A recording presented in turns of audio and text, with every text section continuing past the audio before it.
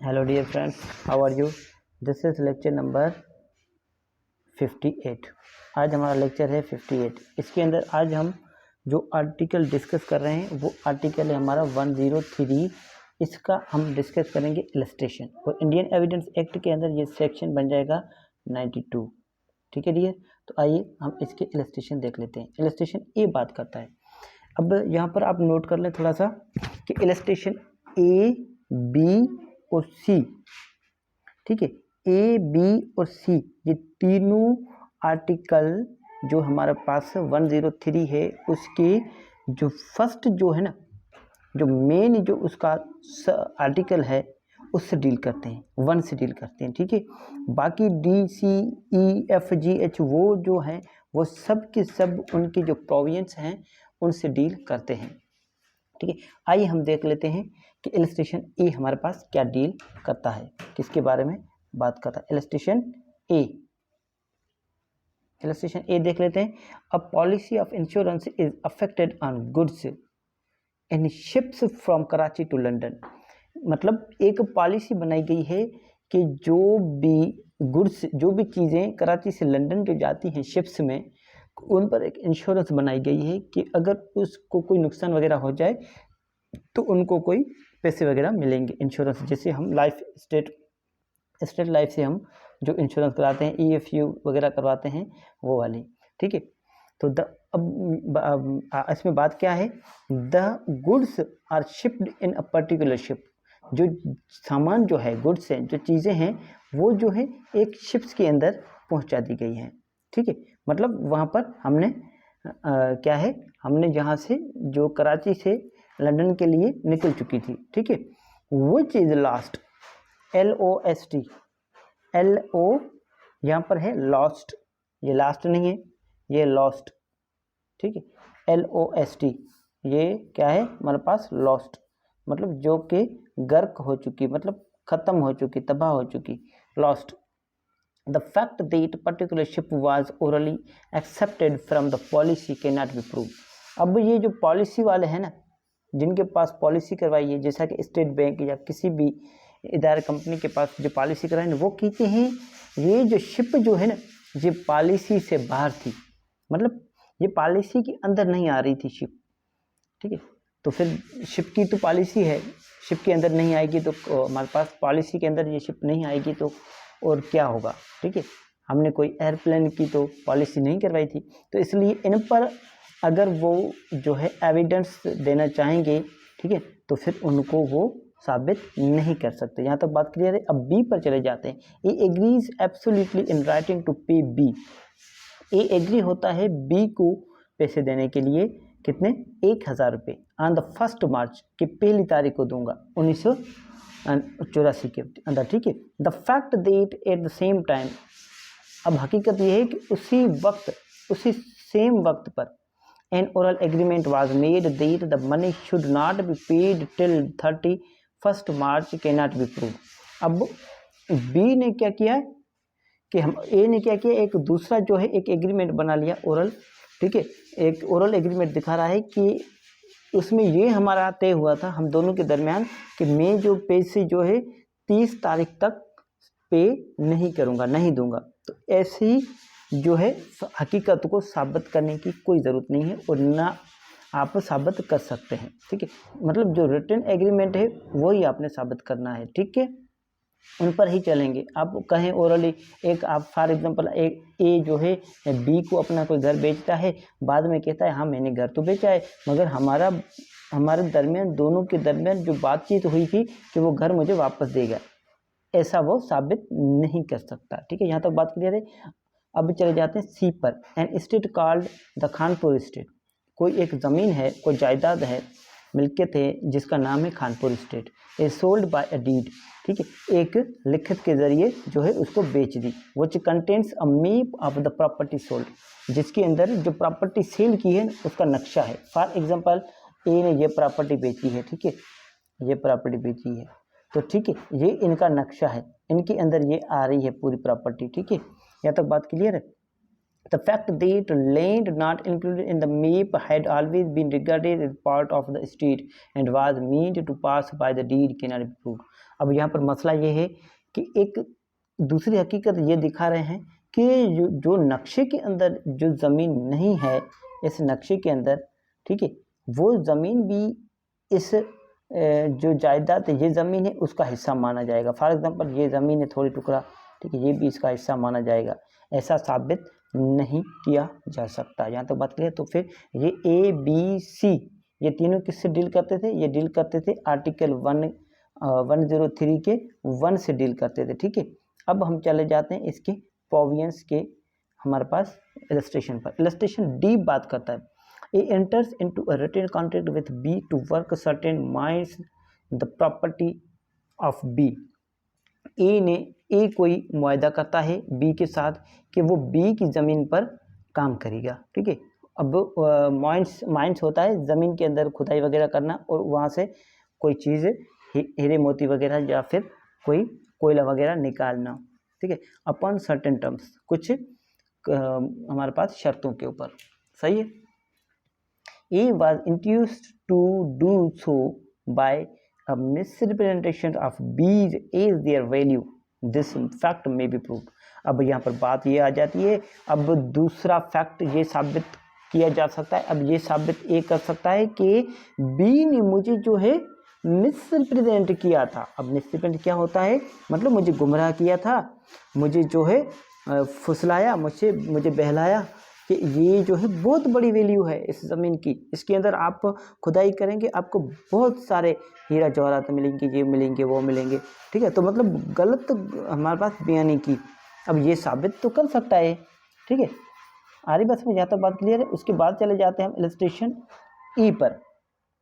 अब ये किससे, डी जो इलस्ट्रेशन है ये किससे डील करता है? इलस्ट्रेशन डी जो डील करता है प्रोविजंस नंबर 1 से. कौन से प्रोविजंस? प्रोविजंस 1. ठीक है, यहाँ तक बात क्लियर है. उसके बाद चले जाते हैं हम इलस्ट्रेशन ई पर. इलस्ट्रेशन ई हमारा किससे डील करता है? इलस्ट्रेशन ई भी हमारा प्रोविजंस 1 से डील करता है. A institute a suit against B for the specific performance of a contract. A suit दाखिल करता है बी के खिलाफ, ठीक है, कोई स्पेसिफिक परफॉर्मेंस का. ठीक है, मतलब ए ने और बी के दरमियान कोई कॉन्ट्रैक्ट हुआ था. ठीक है, बी ने जो है उसकी कॉन्ट्रैक्ट की हमारे पास क्या किया, कॉन्ट्रैक्ट को ब्रीच किया. तो फिर ए जो है सूट दाखिल कर रहा है कि भाई हमारा बीच में दरमियान जो है मुआहदा हुआ है, अब बी जो है इस कॉन्ट्रैक्ट को परफॉर्म नहीं कर रहा है, इसको परफॉर्म करवाया जाए. And also please that the contract may be reformed as to one of its provisions. और इसके अंदर वो कहता है कि जो कॉन्ट्रैक्ट है उसको दोबारा से लिखा जाए, मतलब उसको सुधारा जाए, उसको दोबारा लिखा जाए, उसको दोबारा बनाया जाए. क्यों? As that provision was inserted in it by mistake. क्योंकि ये जो शर्तें जो अंदर रखी गई हैं वो गलती से आ गई हैं. अब ए को क्या चाहिए? A may prove that such a mistake was made as would by law entitle him to have the contract reform. अब ए को ये साबित करना है कि इन्होंने जो भी एक गलती इनसे हुई है, ठीक है, वो गलती जो है कानून के अंदर जो है ये हकदार बनता है उसको रिफॉर्म करने का, इसको मतलब इसको सुधारने का हकदार बनता है. मतलब फिर ये भी किससे डील करता है हमारे पास? Illustration E B. Illustration E B हमारे पास डील करता है प्रोविजंस नंबर 1 से. ठीक है डियर, आर्टिकल 103 के ये प्रोविजंस हैं. ये प्रोविजंस 10 हमारे पास 103 के प्रोविजंस नंबर 1 से डील करता है. ठीक है डियर. ई. अब चले जाते हैं हमारे पास एफ पर. एफ बात करता है A orders goods of B by a letter and which nothing is said as to time of payment. A जो है ऑर्डर करता है, ठीक है, किसकी, कोई चीज़ें मंगवाता है बी से. ठीक है, और एक लेटर लिख देता है जिसके अंदर पैसों की कोई भी बातचीत नहीं करता है. And accepts the goods on delivery. ठीक है, और हमारे पास ये वर्ड जो है ये क्या है? ये एक्सेप्ट. ये वर्ड जो है ये है एक्सेप्ट. ये वर्ड एक्सेप्ट है. And accept the goods on delivery. मतलब कबूल करता है, और ए जो है डिलीवरी हमारे पास कबूल कर लेता है, मतलब उसके पास हमारे पास ए ने ऑर्डर किया बी को, ठीक है, और बी ने सामान इसको ए को पहुंचा दिया और ए ने उसको रिसीव कर लिया। B sues A for the price, अब बी ने केस दाखिल कर दिया ए पर उसकी प्राइस के लिए, उसकी पैसों के लिए। ए में show that the goods were supplied and credit for a term till unexpired. अब ए जो है ये साबित कर सकता है कि बी ने जो मुझे सामान दिया वो उधार पर दिया है और उसका अभी तक जो है टाइम पीरियड वो एक्सपायर नहीं हुआ है, उसका मुद्दा जो है अभी तक खारिज नहीं हुआ, मतलब अभी तक वो टाइम पीरियड चल रहा है, ठीक है। तो एफ किससे डील करता है, एक्स हमारे पास एफ डील करता है प्रोविजंस नंबर 2 से, प्रोवियो ऑफ 2, ठीक है, प्रोविजो नंबर 2 से डील करता है। अब चले जाते हैं हम जी पर।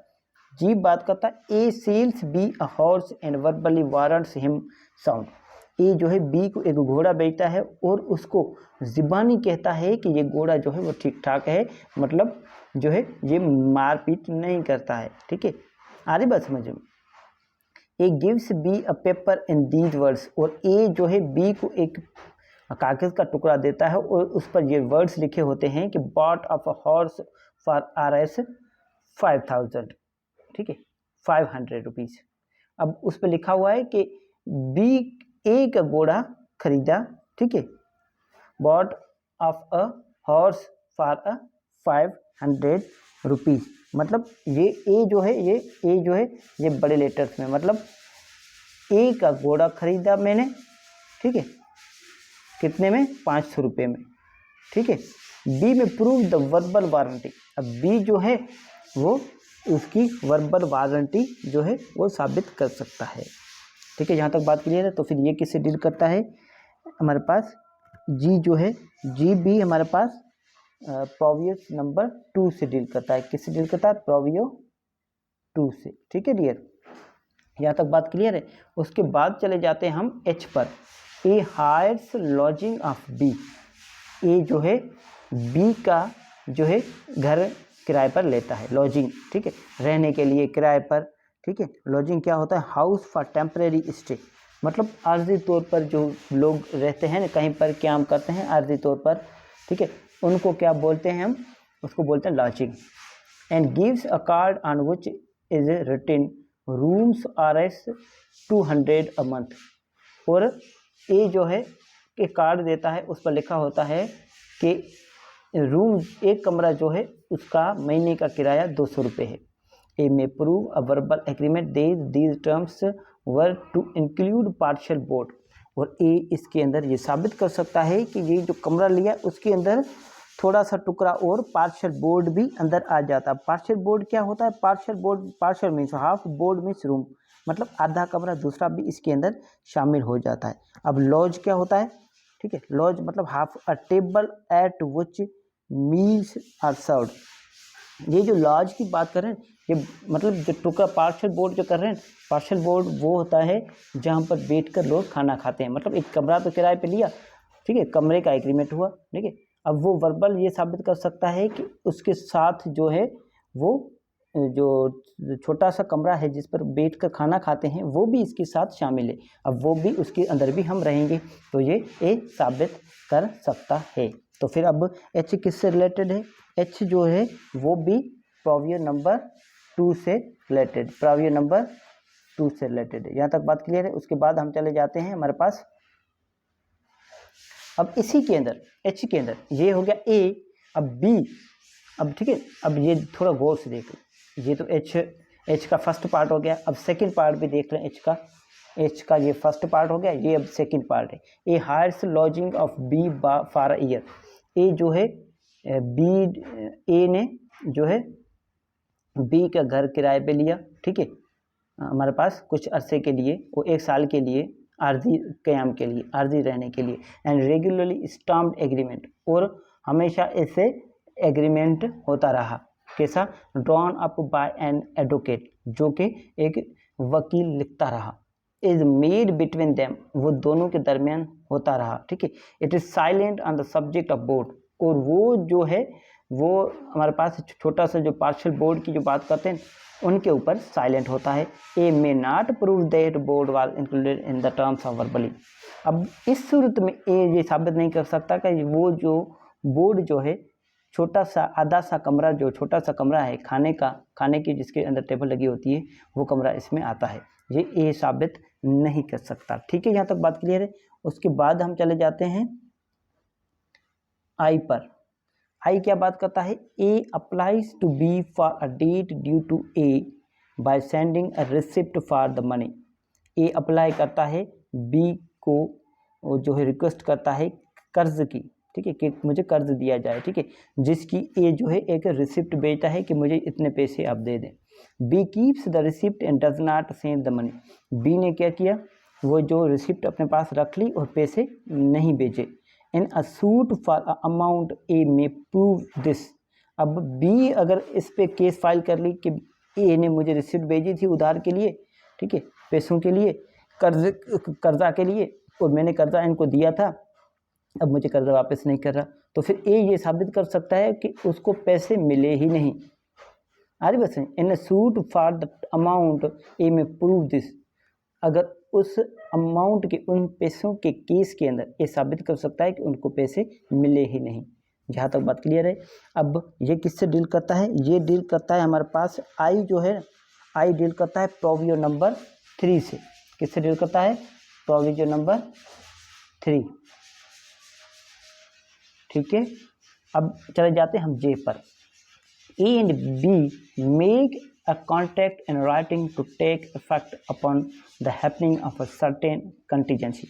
ए और बी के दरमियान कोई मुआहदा होता है, लिखित में होता है, ठीक है, कि वो जो है ना कॉन्ट्रैक्ट हमारा हो रहा है, मगर कॉन्ट्रैक्ट जो है कोई जो है कॉन्टिजेंसी पर दारोमदार रखता है कि कोई जो है एक्ट जो है वो परफॉर्म होगा तो फिर हमारा ये कॉन्ट्रैक्ट माना जाएगा। अब आपने देखा होगा कि कॉन्टिजेंट कॉन्ट्रैक्ट, कि कॉन्टिजेंट कॉन्ट्रैक्ट का यहाँ पर वर्ड है कॉन्टिजेंसी, मतलब contract of contingent. Contingent contract पढ़ा है आपने, मतलब एक जो फ्यूचर में कोई चीज़ होने वाली हो, ठीक है। फॉर एग्जांपल ए और बी के दरमियान ये कॉन्ट्रैक्ट होता है कि मैं आपको ये घर बेच के दूंगा अगर अगर अगर बरसात आई तो, अगर बारिश आई तो, ठीक है। या फिर ए और बी के दरमियान ये कॉन्ट्रैक्ट होता है कि मैं आपको जो है ये 10,000 रुपये दूंगा, ठीक है, या फिर ये चीज़ मैं आपको बेच के दूंगा अगर ये जो है ये चीज़ इस तरह हुई तो, मतलब कोई ऐसी शर्त रखना। कॉन्टिजेंट मतलब शर्त रखना। The writing is left with B. अब ये लिखत जो है ना वो बी के पास है, वो जो मतलब राइटिंग जो डॉक्यूमेंट्स है वो बी के पास है। अब यहाँ पर वर्ड्स आप थोड़े देखा कर, the writing is left with B, कितनी प्यारी राइटिंग है, कितना मतलब कितने शब्द जो है ना इसके अंदर जो वर्डिंग्स है कितनी प्यारी है। अगर आप पढ़ें आपको वैसे में नहीं आएगा, मगर आप बार बार पढ़ेंगे तो आपको समझ आएगा। मतलब ये जो डॉक्यूमेंट्स जो लिखा गया ए और बी के दरमियान जो कॉन्टैक्ट हुआ ना, उसका जो ओरिजिनल जो डॉक्यूमेंट्स हैं वो बी के पास है। Who sues A upon it. अब वो जो है बी के ऊपर केस फाइल करता है। ए में show the circumstances under which it was delivered. ये साबित कर सकता है कि हमारा ये कॉन्ट्रैक्ट जो है कॉन्टिजेंसी पर हुआ था, ठीक है। अरे बस समझे कि ये जो है अगर ये काम हुआ तो फिर उसके बाद हमारा जो है वो माना जाएगा, ठीक है, वो ए साबित कर सकता है। अरे बस समझ, यहाँ तक बात क्लियर है।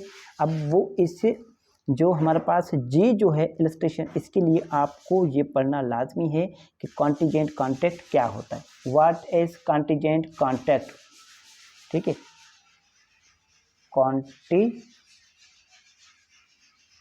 कॉन्ट्रैक्ट, ये आप पढ़ना और ये पढ़कर आप मुझे जो है फीडबैक देना। जहाँ तक बात क्लियर है। और जे किससे रिलेट करता है? जे भी हमारा रिलेट करता है ये प्रोविजन नंबर 3। अब कॉन्टिजेंसी की अगर वर्ड मीनिंग आप देख लें तो इसका होता है इत्तेफाक, मतलब इत्तेफाक की कोई चीज़ होना, ठीक है, जिन पर एतमाद ना हो, ठीक है, 100% आप श्योर ना हो कि वो चीज़ होगी, वो हो या ना हो, इसको बोलते हैं हम कॉन्टिजेंट। यहाँ तक बात क्लियर है। Thank you so much. अब हम मिलेंगे हमारे पास लेक्चर नंबर 59 के अंदर। Thank you so much dear friends.